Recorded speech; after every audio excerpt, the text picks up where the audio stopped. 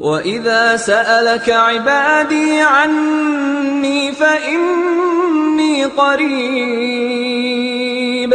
أُجِيبُ دَعْوَةَ الدَّاعِ إِذَا دَعَانِ فَلْيَسْتَجِيبُوا لِي وَلْيُؤْمِنُوا بِي لَعَلَّهُمْ يَرْشُدُونَ أُحِلَّ لَكُمْ لَيْلَةَ الصِّيَامِ الرَّفَثُ إِلَىٰ نِسَائِكُمْ